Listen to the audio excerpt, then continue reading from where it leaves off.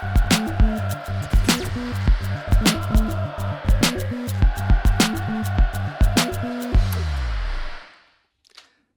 everybody, welcome to the latest edition of the Royal Blue Podcast. My name is Joe Thomas, I'm the Everton FC correspondent for The Echo, and alongside me today we've got my colleague Chris Beesley, and we've also got a special guest, Steve Dickinson, whose book The Unofficial Everton Timeline, an overview of the Mashiri years, is out now, and which we'll be discussing later in the show. But there's only one place to start, that is of course at the Amex on Saturday night. Chris, it was a very long drive back, wasn't it? And it was one that would have been much happier drive, I think, had the game finished in the 94th minute. Yeah, I mean, a curious game in many ways, wasn't it? As you'd expect, Brighton and Hove Albion dominated the possession. We both made the observation first half. It felt like one-way traffic. But ultimately, Everton had probably the two best opportunities in that first half, despite all that Brighton domination. The enforced change early in the second half, Amadou Onana came on, sort of changed the way Everton were operating in the middle of the park there. And then classic Everton of late, set piece. Jordan Pickford knocks it up there, and I mean, what a finish. Jared Branthwaite, I mean, we'll come on to this, he's sort of showing those goal-shy strikers how to do it in terms of the composure that he showed. And then Everton just couldn't cling on, would they? The board went up 9 minutes. I think everybody has said that seemed to be a higher number than what everyone was expecting. But he had big Lewis Dunk at the back post. 10-man Brighton, it must be said as well by that point.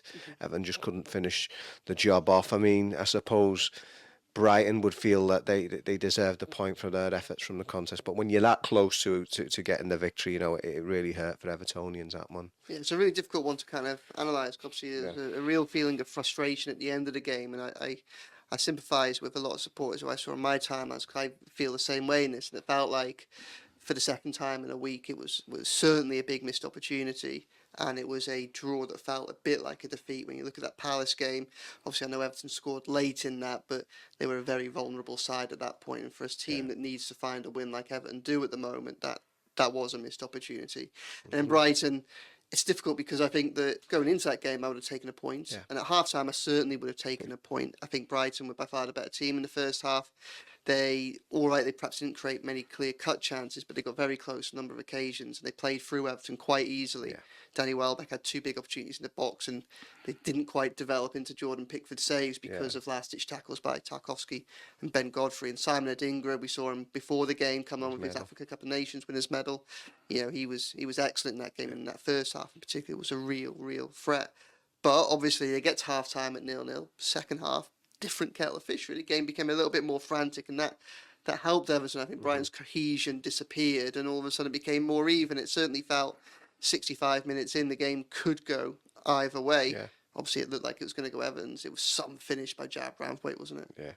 Yeah. I mean, that's the thing we talk about. Is he even a left-footed centre half? He claims that he's actually, he is two-footed. I think he started off on the right, but yeah, it's just, I was speaking to Michael Ball earlier about his column, and for him it was the way he sort of set himself for that. For Michael, given his inside view as a former pro himself, he was just impressed how he got that space from to actually put that finish away. I mean, it's disappointing because he deserved. It was a goal that deserved to win a game, I think, for Everton. And I think the frustration comes like the bigger picture. Like you said, we take it in isolation. Decent point. Decent performance in the circumstances, albeit against, a very good footballing Brighton team. But it's the fact that Everton have gone over 2 months without a Premier League win now, and it sort of feels like, again, like you say, that phrase, that missed opportunity, and getting so close to that, getting to the 95th minute, you're still ahead against 10 men, and then having that snatched away from you. These things can happen. I mean, I think a lot of people a lot of heads have fallen off over this and the manner of how Brighton came back. But I mean, unfortunately, it's one of those things. Everton snatched a point in similar circumstances against Tottenham a couple of weeks ago, and what comes around goes around sometimes. Yeah, I spoke to Jared Branthwaite outside the dressing room after the game. It was clear that inside the dressing room there was a real feeling of disappointment at the way in which they lost that those 2 points in the end. But it's quite interesting as well, speaking to him about his finish. I mean, it was an excellent finish, Steve.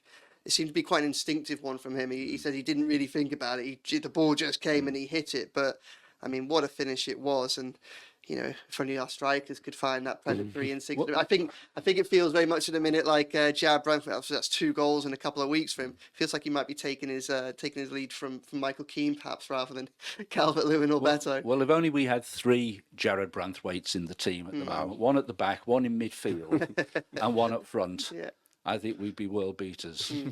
It was interesting watching John Stones playing for City this weekend, and I think he appeared up on the right wing and laid a ball across into the 6-yard box, got in deep. And Branthwaite is very much following, I think, in that John Stones mould, an accomplished all-rounder. Clearly he's going to go far. Hopefully he'll stay with us for quite a bit longer, but we'll have to see about that. Feels very much that way, doesn't it? Like he must be pushing close for the England senior team now. Gareth Southgate was there when they played Chelsea. Probably one of his best performances of the season back in that run. It feels so long ago when Everton won 4 in a row and everything was far happier than it feels now. But especially with some of those players that perhaps above him in the pecking order out injured at the minute. I mean, we've got international fixtures coming up in March, and you would think that he must be somewhere on his radar. Obviously, it's a remarkable rise, a very quick rise this season. But I think luckily for Everton, obviously they're the ones who are experiencing the benefit of that. And I think he's got a good team around him. And again, speaking to him about where he thinks his development is at after the game for a piece I wrote this morning, it's clear that he's got his head screwed on, and that's really helpful. Chris, we know how the goal came about. Before that, we had the red card. And I think obviously this adds to the weight of frustration. I think it wasn't just a case that Everton were 1-0 up going into stoppage time. They were 1-0 up against 10 men. Yeah. I don't think we can have any doubt about the red card. I'm sure Billy Gilmore didn't mean it, but clearly, he mistimed his tackle, and it was just it was quite interesting at the end of the game where we were sat. Yeah. We were sat on the end of the press seats, and as ever, you're in the home end, and all the home fans are walking out, and they're all going to us. Was it really a red? Was it really a red? And we were all like, "Yeah, I don't think there's much doubt about this." Much to their shock, but luckily, I think the lucky thing is that Amadou Onana wasn't seriously injured in that tackle, and obviously he made it to the end of the game, and again saw him. Walking around the stadium, he was giving his shirt to one of the Brighton players outside the dressing rooms, and he didn't seem to be limping or anything like that. Right. So that's at least a positive sign. But obviously that red card, you're then in a situation where 10 minutes go, plus obviously the 9 minutes of stoppage time. At that point, you would really hope that Everton would hold on to it. Chris, the manner in which Everton played after that has probably been the biggest talking point after this game, because despite obviously having the man advantage and the goal advantage, one thing Everton didn't really seem to do was perhaps assert himself higher up the pitch. It was very much a case of falling back, and whether by design or not, they conceded possession and invited the pressure onto them from a Brighton side that were looking for an equaliser. When you look back on those last 15 minutes now, do you think that was wrong, or do you think that, that was actually Dyche trying to play to Everton's strengths, and in the end it just didn't quite work out? Yeah, a lot of people have been talking about this. I mean, listen, at the end of the day, even the greatest ever Everton team in 1985, they'd lost an FA Cup final to 10-man Manchester United. It can happen. You can get galvanised. Happens to the best of them. I think that people have obviously rightly debated were Everton deliberately sitting back, or was it? You've got to give Brighton the credit as well. The way that they're able to move the football about. It might not have been a deliberate tactic by Everton. It might have just been forced back. I mean, you can look at the substitution. Abdoulaye Doucouré going off.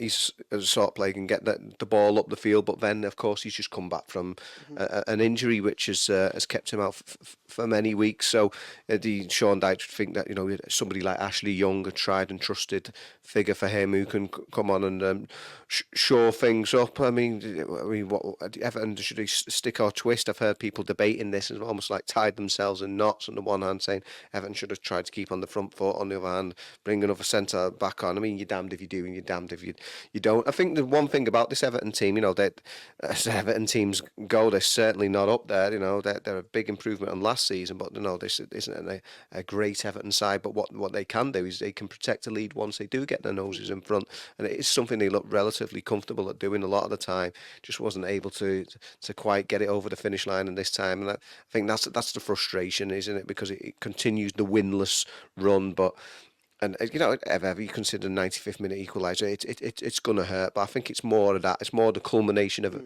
events. Whereas if the 10-point deduction wasn't there, if Everton hadn't gone so long without winning the game, you'd have maybe never just shrugged it away, but to sort of seen it more as these things can happen. Yeah, I think a sense of perspective is probably also needed on this group of players as well, because for whatever reason, and most of the reasons are ones that Dyche has inherited rather than created himself, this isn't a team that's particularly good on the ball.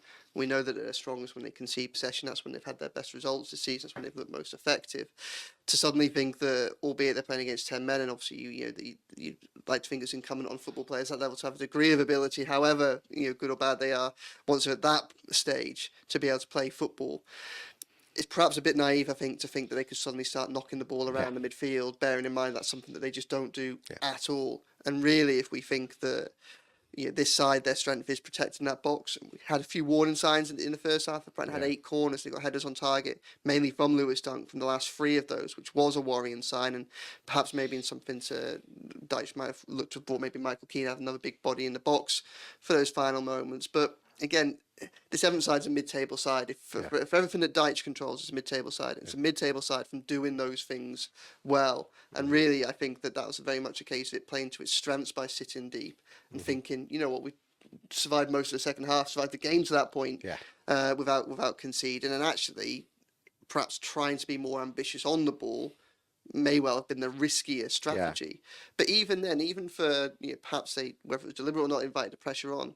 See, if they still did have chances, and again, this is probably another thing that's worth bearing in mind. Obviously, Beto had that big chance at 1-0 up, and then obviously even at 1 each, Jack Harris had a good chance at the end. So it's not like they completely shut up shop and didn't offer anything going forward, is it? Not at all. I mean, in the 56th minute, of course, there was that marvellous volley from Decore. And it was still 0-0 at the time, but we could have easily gone ahead at that point. And yes, Beto came on, burst through the middle, blasted it over the top, and the chance from Jack Harrison towards the end was pretty well went unmentioned in most places, but was also a good opportunity. So we were pushing forward at the time, and it was disappointing. It was so near yet so far, but nevertheless, I thought that the overall performance was very solid. And actually, I thought they played one of their better games that I've seen them play this season. But for sure, we can't pass the ball, apart from around the back 4, more than 2 or 3 times without giving it to the opposition. And that's a big weakness. What did you make of Beto's cameo? Because I think up until the final stages, when it looked like it was going to finish 1-0, I thought it was relatively positive. I thought he came on. He certainly caused Brighton new problems. He occupied the defenders a lot better. I think Dominic Calvert-Lewin had been isolated for much of that game and struggled a bit as a result.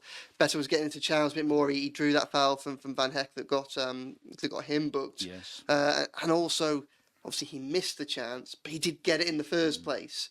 And that is at least a positive. Obviously, again, the finish is a problem. The fact that strikers haven't scored for so long is a problem, and that needs to be addressed. And I think also, there were 2 unfortunate moments for Beto. Obviously, you have that, the miss, which didn't look good. And then also, his closing down of Pascal Gross for what was ultimately the equaliser. Look, he's a striker. It's not his forte, but he got turned twice, didn't he? And that didn't look good. But we're getting to a point now where Dominic Calvert-Lewin has gone a long time without scoring.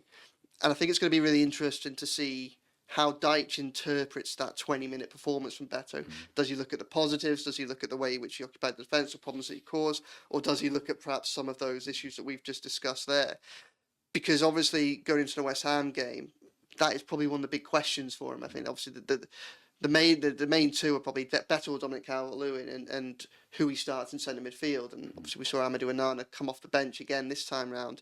That might be a decision that's made for him depending on how Idrissa Gueye's groin injury settles down. Where does your head lie on Beto? I think Dyche needs to start doing a few things a little bit different, particularly in the home games. We're so predictable. And it's easy to for the opposition to think about what our tactics might be and to counter them well in advance. So I'd be more than happy to see him try nothing too radical, but why not put Beto on for the first half and see how that goes? Lewis Dobbin, another one, wasn't in the squad at the weekend. Don't know whether he'd taken a knock. Injured, yeah, he was injured. But would love to see him coming on and just giving the opposition something different to think about. It's a really interesting point, actually, about predictability, because one thing that Dyche is very good at, and which from a defensive perspective, is forcing other teams to play in a very predictable way around him. He's very good at kind of sacking bodies in the middle, getting the force out wide, put balls into the box, which the likes of Tarkowski and Branthwaite can deal with quite well. But obviously at the other end, that's where the issue is. And one thing that I think, perhaps we could say finishing is an issue that might just be down to confidence in a minute. But one thing that Beto certainly does bring is a degree of unpredictability. It's a bit like the Corey is a bit like that as well, isn't he? Almost his strength isn't in any technical ability. It's his physical ability, his fitness, his energy, his enthusiasm, and also that unpredictability that he has around the box. I mean, Steve mentioned it there. I mean, it was a great finish. It was a brilliant play from Dwight McNeil to chase what was a lost cause. I was surprised that he got to that ball and then to fashion across. I think he was aiming for Dominic Calvert-Lewin rather than, and the ball sailed over his head. But obviously, it was a great effort from Decore, wasn't it? I mean, it was a brilliant clearance from Tariq Lamptey. Yeah, I mean, it's unfortunate, wasn't it? I mean, what a goal! Lamptey was just right in the correct place. He's not a tall lad, is he? No. He had to obviously get the header on, but he just seemed to be right in great positional defending from Lamptey to be there. The spot where Decore drove it into, definitely. In terms of Beto, though, I just hope that unpredictability can prove to be strength, because he seems to be in his early days when he first came. He was, very much an unknown quantity in this country, and he seems to have that nuisance value. Whereas now, like we say, okay, his has only been cameo appearances as opposed to starts with Calvert-Lewin. It's 15 games since he scored a goal. I know they're only bits and pieces off the bench, but 15 games with him, 20 for Calvert-Lewin, 35 in total. These aren't great numbers to look at, and it's interesting because poor old DCL seems to sort of do the donkey work for 60, 70 minutes, sort of getting next to nothing out of these centre backs who really, he's really struggling. He's hardly getting any chances. He's got his ball back to goal, or he's holding it up or going down the channels. And it's almost like when the defences are tiring, bring Beto on, and he sort of offers a different sort of scope there, and maybe gets the chances that poor old DCL hasn't been getting now. Not necessarily because he's better, but because the way the game is going on, and the defences are tiring. So yeah, it is a conundrum, because they're both offering different sort of threats to opposition defences, but neither of them are getting the chances. We've talked about, obviously, Calvert-Lewin being desperately disappointed in terms of having the goal chalked off at Tottenham away and then losing the one to Harrison at home. And you just think if one of those had gone to him, it would be different for him psychologically. But yeah, it's a difficult situation for the team. That like I say, it's great that Branthwaite's got 2 and 4, but yeah, you need more from the centre forwards, whether it's Calvert-Lewin or Beto. Yeah, one of the things I think that's probably useful to look at from the last 2 games is it's important when you look at the context of Dominic Calvert-Lewin not scoring. Obviously, there's the goal that was chalked off against Spurs controversially. There was the incident against Leeds, the incident with Jack Harrison's goal as well, where that didn't get given to him. But also, most of the last 2 months, Abdoulaye Doucouré has not been playing there. And Abdoulaye Doucouré is the main reason, that is the only real reason that he doesn't get isolated normally, or certainly in the first half of the season. So if his job's there to win those knockdowns, to occupy centre-backs and create second balls for someone to run onto, when you don't have Doucouré there, then that's a big problem. And I think perhaps something we can take it's only a little bit, but a little bit of a positive from the last 2 games is Doucouré has had a few chances. He had that shot on the edge of the area against Crystal Palace at 0-0. He obviously had the one at the back post, which he should have done better with, I think, against Palace. And then again, it was a great effort, but he was in a position where he was free at the back post because Calvert-Lewin was occupying someone in the middle. And maybe that we're just starting to see. It's going to take a little bit of time for Doucouré to get fully up and running, but just glimmers of a little bit more of attacking threat from open play from an Everton side that hasn't scored from open play, hasn't scored a non-set piece goal for so long, but maybe there are a few little glimmers of improvement there, which might be why Dyche might persevere with Calvert-Lewin for maybe one more game for West Ham. Yeah. The other big call, and it was the big call going into this game, I think we all expected Harrison to come in for Ashley Young. but Amadou Onana on the bench. Were you surprised by that, Chris? I wasn't surprised in the terms of the way that Sean Dyche doesn't Were you make. disappointed, Um, or did you think? I could see. I wouldn't say. I think disappointment would be too strong because of the various players' strengths and weaknesses. Certainly wasn't surprised in that Dyche seems to do the minimal changes as possible, and as much as Onana had obviously he'd secured that point from Palace. Also, he'd been part of the goal at the other end when he'd only just come on, and him and Branthwaite couldn't get to it to cut out the pass that led to the goal. And then ultimately. He sort of had that sort of performance again at Brighton, and that Everton's play seemed to obviously change. He offers a different dynamic than Idrissa Gueye when he came on, and that coincided with the improvement in the way Everton were playing. But then he's the one at the back post, or supposed to be, with Lewis Dunk for the equaliser. So that's 2 in 2 games that have gone in at the other end, and sort of Onana's been there or thereabouts. And I think that Dyche shows a great stock in players who he feels. Who he can depend upon, and there's been a lot of debate all season about the use of Ashley Young, who's had a lot of minutes, and rightly or wrongly, he's somebody who the manager feels he can trust. And for all Onana's great promise, and we've seen that the positives that he brings, there's still sort of moments where he's switched off and he's not quite on it, and that's I guess where I mean I wouldn't have played him. I explained in my pre-match team selected that we all do, of course, I'd have gone with Idrissa Gueye and James Garner just because I was hoping to have a team as similar to the one that had gone down to Brighton last season. I wasn't expecting another 5-1, but just the way that the shape they set up. So no, I wasn't surprised, and I think that disappointment would be too strong. I mean, it's a tough one because Onana they didn't seem to be better when he's on the ball, but ultimately in these tight games, I mean, you probably that would be the manager vindicating his decision in that a couple of goals have sort of have gone in, and he's been in close proximity. Yeah, I was disappointed. I don't think there's any argument for not starting him against West Ham now after the last 2 games. I mean, Everton have really struggled on the ball in both of them, and I think he's Everton's best centre midfielder. I think he's their most technically gifted player. And I think that for all that we talk about this being a side that invites pressure and doesn't like to take a lot of possession, when you don't have the ball very often, it's very, very important what you do with it. And I don't think there's anyone better at taking the ball under pressure. He always wants the ball. He's always looking for it. He's someone that can get up and down the pitch as well. I think really probably the time is, and this might be a decision that's taken out of Dyche's hand, depending on Idrissa Gueye's injury.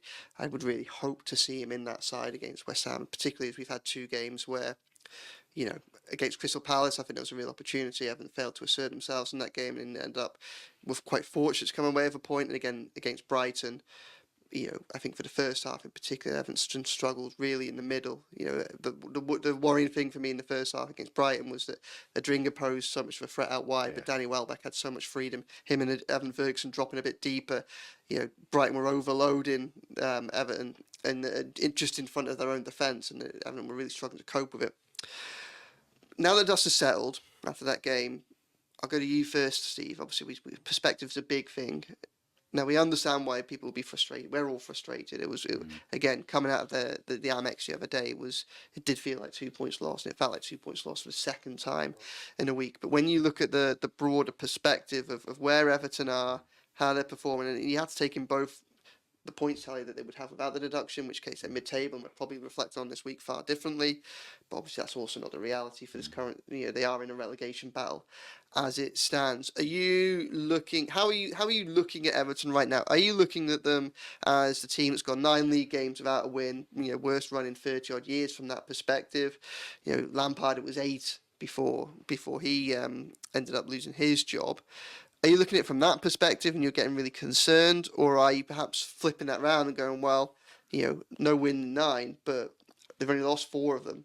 I think 6 of those games been against teams in European positions at the moment, and obviously they've only lost 1 of their last 6 in the Premier League as well. So it's very much a case of the stats can provide the foundation for an argument for either position. Where are you at the moment? I look at it that Everton are in a very precarious situation, but in the broader sense, we're a club with 500 million or so in external debt. We're a club that's where the existing owner has seemingly lost interest in the club back in September, and the saga about who will take over the club, 777, seems never ending. We're waiting, obviously, on the appeal of the 10-point sanction, and we've got another independent commission round the corner. So there's a lot to be concerned about with the club. However, I believe that Sean Dyche is a tremendous leader, and given the vacuum that's been created by the lack of a board this year, I think he's done a fantastic job in stepping in and being the voice of the club, and in advocating and practicing this alignment that he talks about so much. That we have to face it, the club not long ago was a very dysfunctional club. Frank Lampard did an interview a few weeks ago where he talked about his time in the club, and after he'd finished training and gone back to his hotel, having to make 3 calls every night, one to Farhad Moshiri, one to Bill Kenwright, and one to Denise Barrett-Baxendale, the CEO. Not one call where everybody came together and they discussed the events of the day, but 3 separate calls. And I've worked in business for 40 years. I've never worked in an organisation as dysfunctional as that. So for taking that backdrop, I think Dyche has done a fantastic job in bringing the club together. And yeah, his football isn't the most exciting, but right now I feel he's the right man for the club. And he's done a lot to improve the performance of the squad he inherited. He's had no money to spend. We've lost some players along the way as well.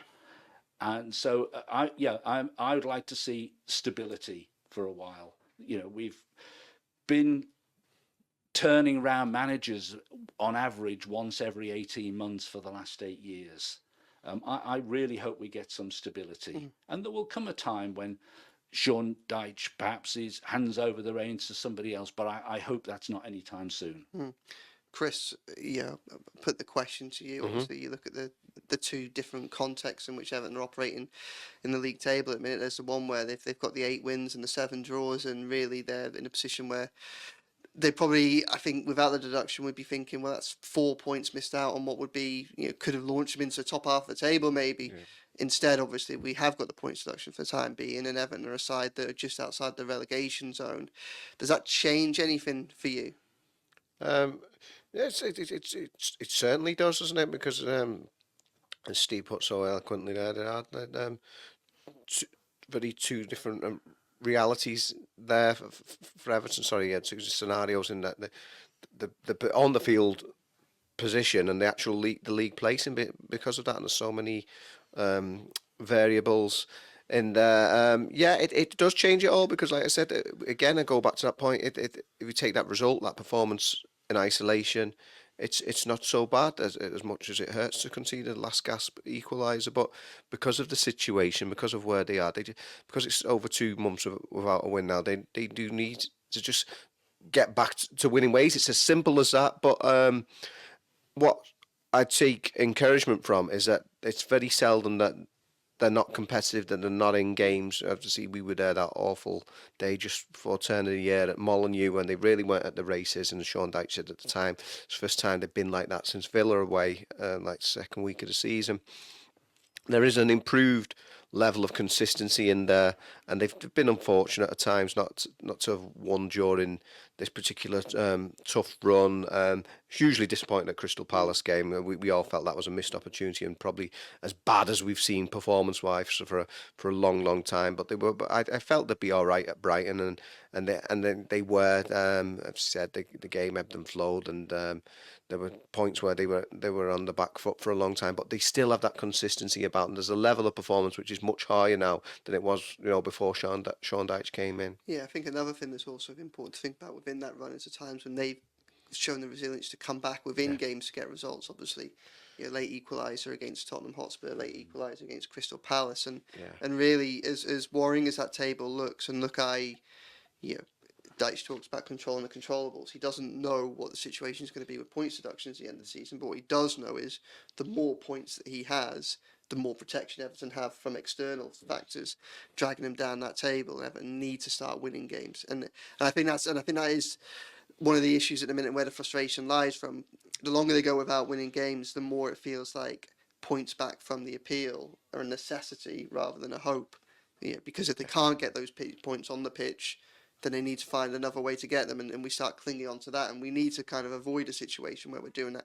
We hope for points back. I think we'd all be a little bit surprised if we didn't get some points back, but ultimately we don't know what the situation's going to be, and we also don't know what the knock-on effect will be for the second case as well. But really, for me, the barometer is that if you look, this is a side that has been in two really, really destructive relegation battles over the last 2 years. And if you compare this Everton side, this Dyche Everton, to the one that was there when he just took over this time last year, or the one that Lampard took over the year before, they're very, very, very different beasts. And I think that you see that within, obviously, what you mentioned there about them always being in games. Yeah. You mentioned what I've just saying there about the fact that obviously they come back, they've shown the resilience to come back and get some positive results from difficult situations in games. They do feel like a different side. I don't think there's an argument that you can use. I don't think there's a position from which you can say that progress hasn't been made under Dyche.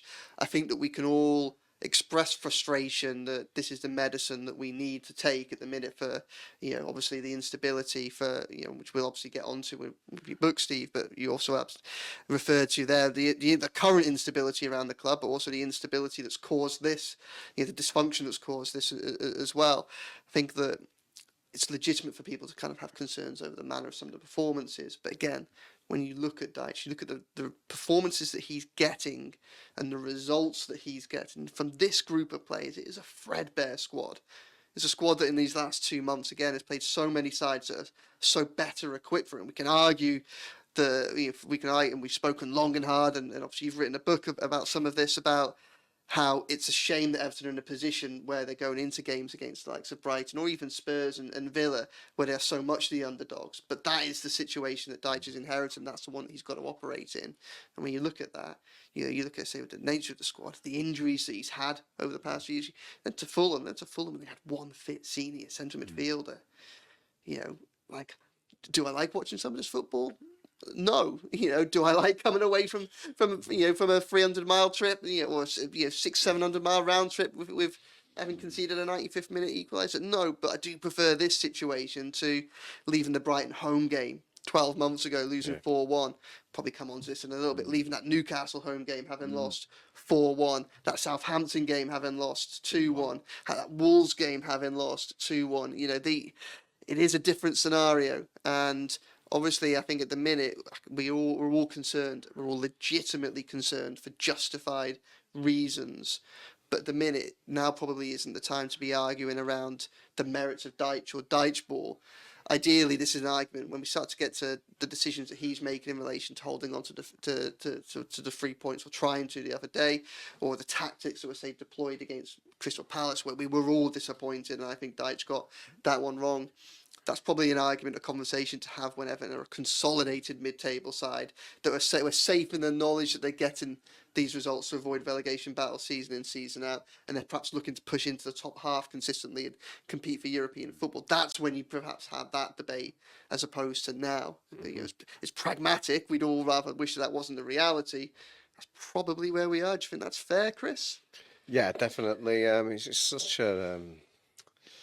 it's such a state of flux at the moment in terms of where the points deduction appeal goes, and then that shapes the second one. Yeah, Everton in such a mess when he came in. I stand by this. I think he is the most suitable choice of Everton manager since David Moyes was appointed over coming up to 22 years ago now, in terms of what the club needed at that particular point. As Steve's already mentioned there, been through 8 managers in 8 years under Farhad Moshiri. That sort of churn is just destructive, and just needed to give him the time to implement his methods. We've already seen significant improvements on the pitch, at least in terms of results and performances. Like we say, it's not always easy on the eye. It's very often not easy on the eye, but it's the best way of sort of utilising Everton's resources.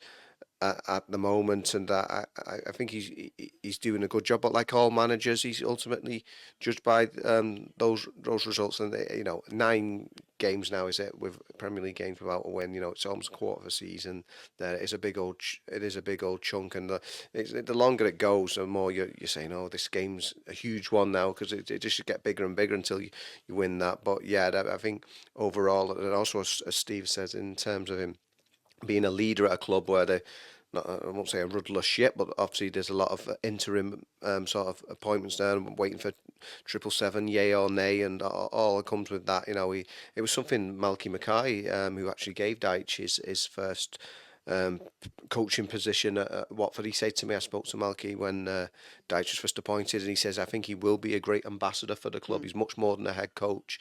He represent the club in a certain way, and I think that's proven to be the case. Steve, we perhaps laid the foundation quite nicely, I think, for to move on onto your book. I think we'll step away from Brighton for the time being. Obviously, later in the week we'll focus on West Ham, and we may well be talking, having had some sort of developments on perhaps either the takeover, but probably more likely the points appeal. Obviously, you put this book together with Lyndon Lloyd, the unofficial Everton years, unofficial Everton timeline. You focus on the period 2014 to 2023, the Mashiri years. Just talk to us about the genesis of the book. Where did the idea come from? At what point did you think that this was something that you wanted to kind of delve into? It's an unhappy period, I think. I'll give you a very specific answer to that. It was on the M62 when I was driving back home on the 27th of April 2023, which now seems a lifetime ago. But my head was metaphorically in my hands. My hands were on the steering wheel, but my head was metaphorically in my hands after the 4-1 home defeat against Newcastle. And it felt like a particular low. And I was sort of racking my brain and thinking, how has it come to this? And I had in mind, because I've been a writer for a while now, and I had in mind to write an article about the Mashiri years. Yeah. And it turned out that in addition to the Liverpool Echo archives, one great source of information was the ToffeeWeb news archives. ToffeeWeb, of course, the website that most Evertonians will follow most weeks. And I was trying to put together a chronological sequence of what had actually happened on and off the field. And because Lyndon Lloyd is very much the driving force and the chief writer behind ToffeeWeb, I spoke to Lyndon, and we agreed that we would write a book. We both felt that it was time to put the record straight about events that had gone on over the last years, where Everton, the club, and the supporters as well, had a lot of bad press, a lot of negative vibes, and much of that misinformed was coming through the national media. So we decided that we would put together a record of what had happened. We started in 2014 because that was when Bill Kenwright reportedly met Farhad Mashiri for the first time. And we came onto the theme of the unofficial Everton timeline because, of course, as we know, on 3 sides of the ground, the official Everton timeline, which was an extract from the Everton collection and from a lot of wonderful memorabilia collected over the years by Dr. David France and others. And David France was kind enough to write the foreword for the book. And we noticed that the official Everton timeline mysteriously stopped in 2014 with the celebration of the signing of Romelu Lukaku. And nothing had been recorded. There was a 4th side, the park end, to the ground, but nothing had been recorded since, coincidentally, Farhad Mashiri had come onto the scene. So we thought that might make an interesting theme for the book. And we set out in trying to produce a detailed history of what had gone on and off the field.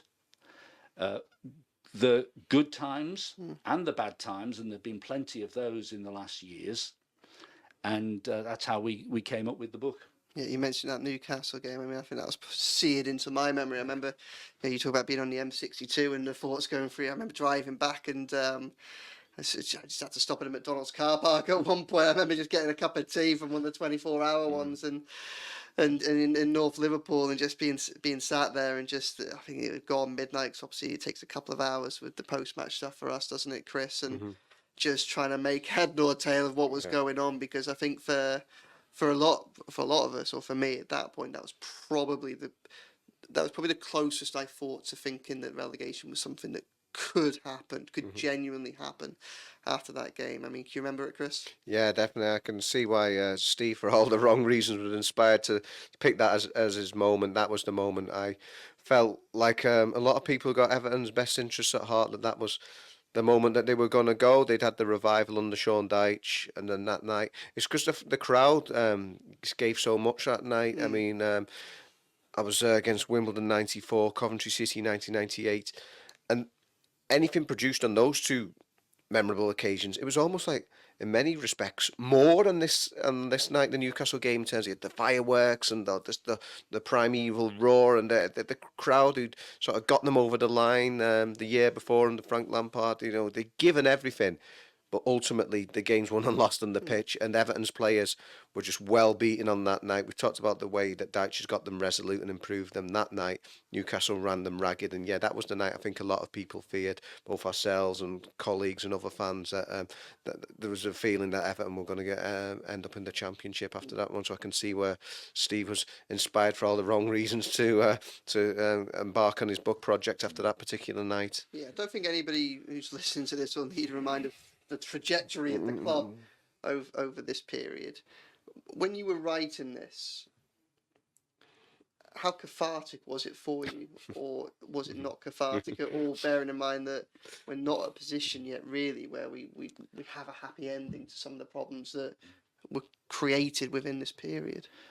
Writing the book and relieved a lot of stress. Yeah, I can imagine. Like, it was very interesting to record and look back, and of course we think we've remembered everything, but over a 10-year period, 9-year period, we've forgotten a lot. What was the biggest event or incident that you'd forgotten?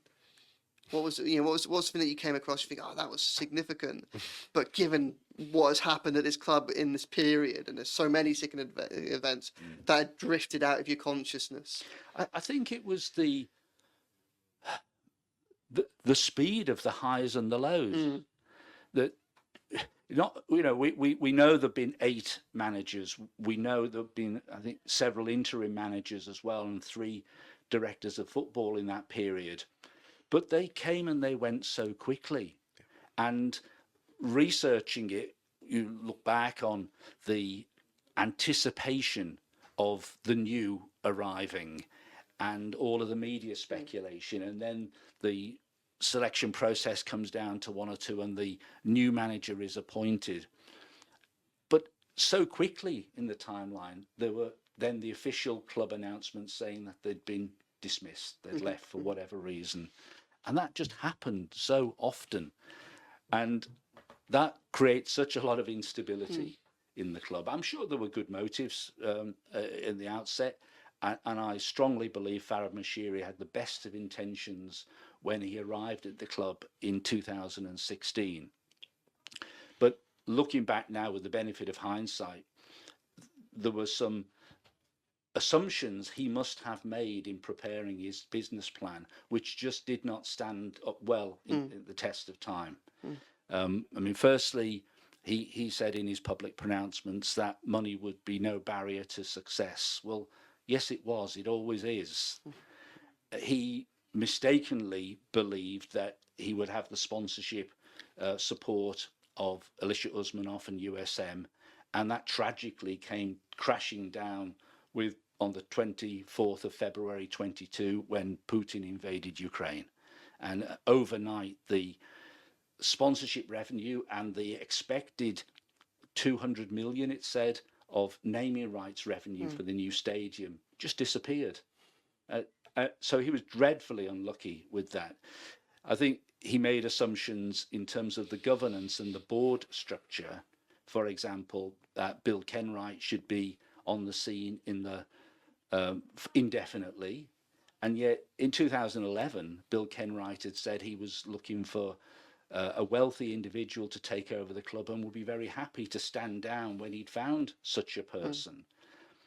And irrepressible as he was, Bill, I think, again, with the benefit of hindsight, one might think if he'd stepped down in 2016 or even 2017 after a period of handover and taken a life presidency role or something like that, being the guy who knew it all but it was at the end of the phone rather than being the executive chairman, then that would have been good for Bill and good for the club.